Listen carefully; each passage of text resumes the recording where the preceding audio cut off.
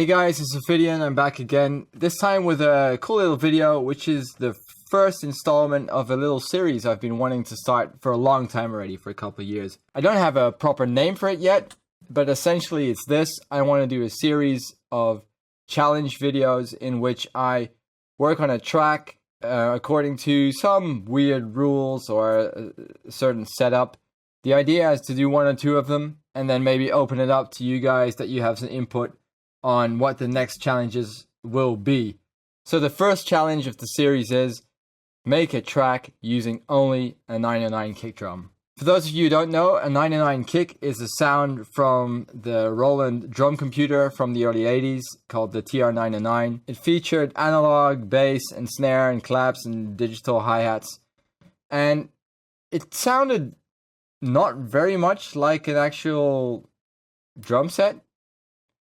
But in the end, this 909 turned out to be the foundation for a huge new range of genres. Everything like house and techno to hardcore and eventually hardstyle and lots of other electronic inspired genres. So I've already finished this challenge and I want to show you guys what I came up with. So before I play you guys the track I eventually made, I want to show you a little bit of how I set it up. So just to be completely clear, the challenge was make a whole track with only the 909 kick sample, one 909 kick sample. The thing is, I don't actually have a 909, so I went with the best thing I had, which was a sample. So first up, the 909 sample I used. This is it. This is the basic sample I used to make everything in the track. You might recognize this from many tracks you've heard before. It's a very well-known sound. I picked this particular sample because it had enough power in it and was stompy enough to actually make some kick drums with it and percussion, and long enough that I could use the tail. So first of all, this is just the plain 909. The second instrument I made with it is this version, which is the same except it has a loop in it. It just loops on one sine wave sort of shape, which gives you already a pretty versatile sound, because I mean if you have a sine wave you can play with it. So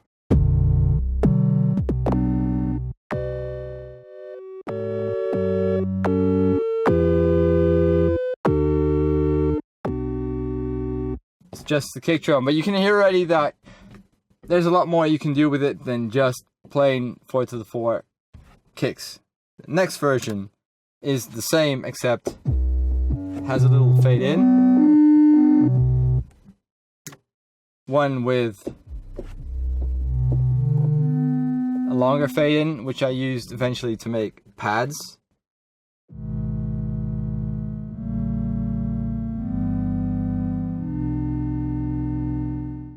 I have this one,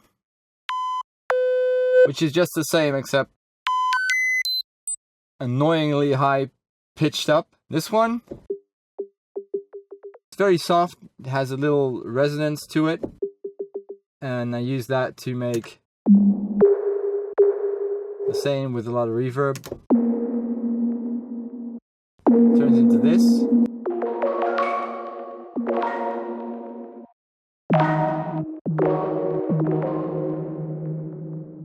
And what else is there? There's this one. Basically the same thing, except with an intentionally, annoyingly misplaced loop. That makes it click and gives it all kinds of rich harmonics that you can use to filter or do whatever you want. Like for instance this. Or this. So just two different variations I made because I tried to get it to talk. You will hear that later on in the track. I tried to make the 909 kick drum say 909. You can judge whether or not I was successful in this challenge. So basically that's all the samples I used. It's just the one sample with a little bit of tweaking in the loop points and volume envelopes. And now I'll show you a little bit of the effects that I put on the channels to achieve really different kind of sounds. So, here are the tracks with the effects. As you can see, there are a lot of tracks and a lot of effects in there. But as much as this may seem, it's actually just a bunch of EQs and distortions, basically, and some reverbs, choruses. Nothing fancy. The only fancy thing I used, I think, is one delay that pitched up a bit. So I just quickly skip through them. Here's the dry 909, filtered version, one that turns into a hi-hat, big reverb, another one, lo-fi. On this one, if you use the looped version,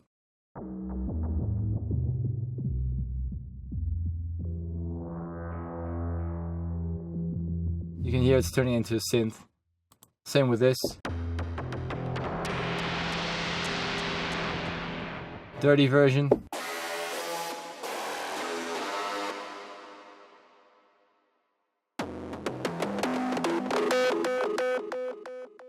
Some tracks I use to make a sort of breakbeat.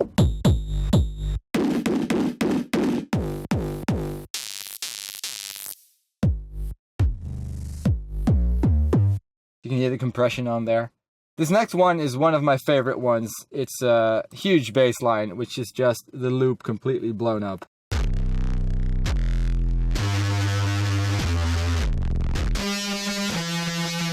The sub version.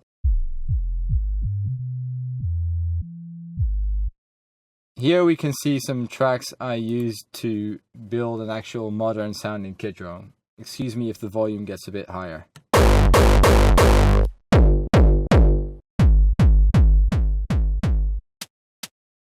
You'll hear later on what happens when you add all of that up. Anything else interesting?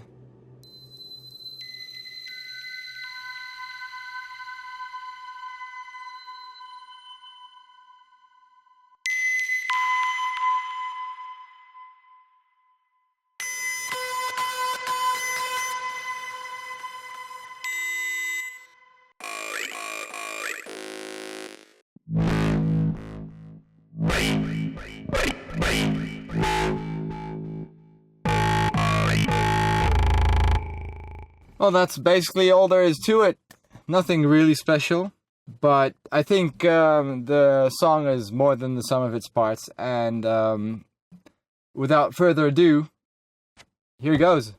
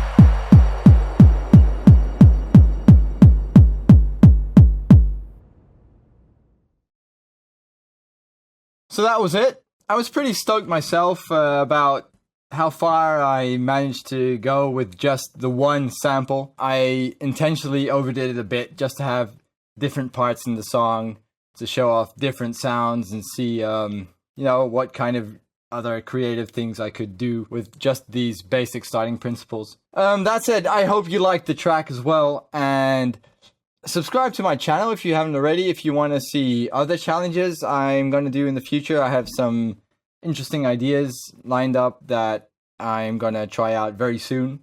I'm Ophidian, thanks a lot for watching, and see you next time.